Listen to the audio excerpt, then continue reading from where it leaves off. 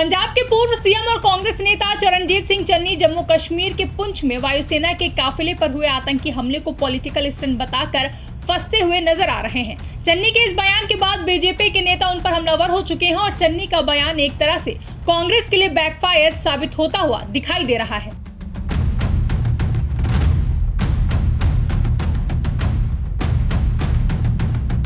जम्मू कश्मीर में पुंछ के सुरनकोट इलाके में शनिवार की शाम भारतीय वायुसेना के काफिले पर आतंकी हमला हुआ।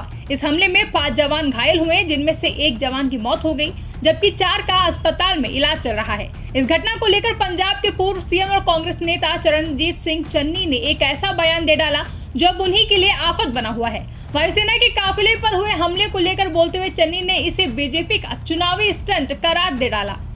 ऐसा है कि ये स्टंटबाजी हो रही है, हमले नहीं हो रहे। पिछली बार भी जब इलेक्शन आते हैं तो ऐसे स्टंट खेले जाते हैं और बीजेपी को जिताने का संविधान तैयार किया जाता है। ये तैयार किए हुए सारे पहले से तैयार करके हमले करवाए जाते हैं। ये बीजेपी को जिताने का एक स्टंट होता है, इसमें सच्चाई नहीं होती। लोग मरवाने और लोगों के लाशों पे खेलना ये बीजेपी को आता है। चरणजीत सिंह चन्नी के इस बयान के बाद बीजेपी पूरी तरीके से उन पर हमलावर हो गई है। बीजेपी नेता अजय आलोक ने बयान कर पलटवार करते हुए कहा कि एक पूर्व सीएम को इस तरह की घटिया बात करना शोभा नहीं देता है। वहीं केंद्रीय मंत्री अनुराग ठाकुर ने भी इस पर जवाबी हमला बोला है। नाम चरणजीत सिंह चन्नी है, उनका दिमाग घास चरने गया हुआ है। एक पूर्व मुख्यमंत्री को इस तरह की घटिया बात करना शोभा देता है?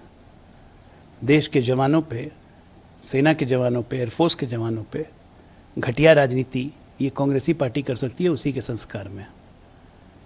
इनको जब सेना का चीफ गली का गुंडा लगता है तो ये जवानों की शहादत पे ये राजनीति नहीं करेंगे तो क्या करेंगे? ये बीजेपी के खून और संस्कार में नहीं है। सब जानते हैं कि कांग्रेस पार्टी किस तरह से आतंकवादियों से मिली थी, पंजाब में भी किस तरह से आतंकवाद को बढ़ावा दिया, जम्मू कश्मीर में भी, और आज देश के हर हिस्सों में भी। हर जगह से आतंकवाद खत्म हम कर रहे हैं। घटिया मानसिकता कांग्रेस की और क्या हो कि जिन्होंने पहले तो अपने ही सेना के जवानों को सशक्त करने की बजाय, हथियार देने की बजाय, बुलेट प्रूफ जैकेट देने की बजाय, लड़ाकू विमान देने की बजाय 10 साल तक दलाली खाने का इंतजार किया। दूसरी ओर मोदी जी की सरकार है जिसने अगर डोकलाम में भी किसी ने अतिक्रमण करने का प्रयास भी किया तो हमारी सेना ने मुंहतोड़ जवाब दिया है। पुलवामा के बाद सर्जिकल स्ट्राइक और एयर स्ट्राइक करने का काम भी किया है। हमने देश के अंदर भी आतंकवादी हमले और नक्सलवाद को कुचलने का काम किया है। ये वो लोग हैं कांग्रेस के और इनके सहयोगी दल जो पार्लियामेंट पे अटैक करने वाले अफजल गुरु को भी रात को 2:30 बजे अदालत खुलवाकर उनकी फांसी की सजा माफ कराने के लिए प्रयासरत थे।